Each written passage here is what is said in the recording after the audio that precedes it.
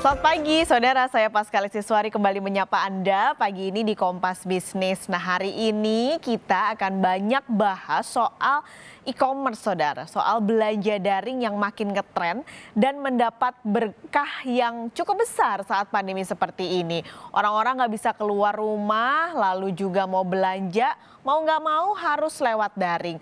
Bahkan nih, ibu saya yang generasi baby boomers sekarang kecanduan namanya belanja online. Padahal dulu nggak tahu caranya belanja online tuh gimana. Sekarang tiap hari ada yang ngebel bilang paket. Nah, itulah namanya mengapa e-commerce dan belanja daring benar-benar akhirnya bisa membuat semua orang akhirnya bisa mendapatkan kemudahannya dari belanja daring ini. Bayangin hanya lewat genggaman, konsumen bisa membandingkan harga termurah dari suatu barang. Bahkan saudara bisa mendapatkan barang yang diinginkan dari luar tempatnya tinggal. Misalnya saya tinggal di Jakarta, saya kangen pempek, saya bisa kirim, saya bisa pesan 2 hari kemudian nyampe di depan rumah saya. Dan ruginya juga konsumen dengan mudah bisa memutuskan untuk tidak jadi membeli barang tersebut. Nah, apakah tren dari belanja daring lalu juga e-commerce ini akan berlanjut ketika nanti mungkin pandemi sudah tidak ada dan masyarakat sudah bisa bebas keluar rumah? Kita akan bahas hari ini di Tren E-commerce 2021. Jadi ada sebuah survei saudara dilakukan oleh Catalyst & Kantar kepada 500 pelaku e-commerce dan 200 pebisnis profesional. Ini menghasilkan sebuah data yang menunjukkan kalau memang di dunia digital konsumen ini adalah raja. Bayangin saudara, cuman rebahan konsumen bisa menjelajah dunia belantara digital, mengunjungi website yang spesifik untuk memenuhi kebutuhan konsumen. Bahkan nih kalau dilihat dari data ini mereka benar-benar spesifik mencarinya apa yang dibutuhkan, mencarinya ke sana. Misalnya nih kalau konsumen ingin mencari inspirasi membeli apa ya, yang dikunjungi pertama adalah Instagram. 50% dari yang disurvei mengunjungi Instagram, lalu baru pindah ke YouTube untuk melihatnya. Sementara masih dari platform yang sama ketika konsumen ingin meriset dan juga semakin menjelajah seperti apa sih kelebihan produk ini, bagaimana sih reviewnya, ini melewati atau lewat Instagram dan juga YouTube. Sementara ketika dia riset lebih dalam lagi baru menuju ke Google, ini batang yang putih adalah Google, dan melihatnya langsung ke e-commerce. Dalam hal ini yang disurvei adalah Amazon.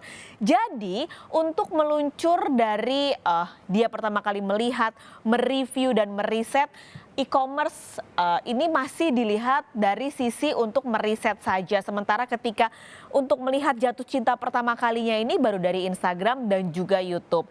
Nanti terakhir yang untuk melihat bagaimana harganya, mana seller yang menjual paling murah, barulah dia pergi ke e-commerce nih untuk melihat dan membandingkan harga yang paling murah.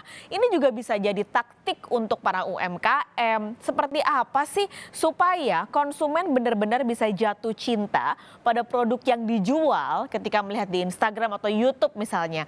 Dan akhirnya memutuskan untuk membeli ketika masuk ke e-commerce-nya karena harganya dianggap paling terjangkau.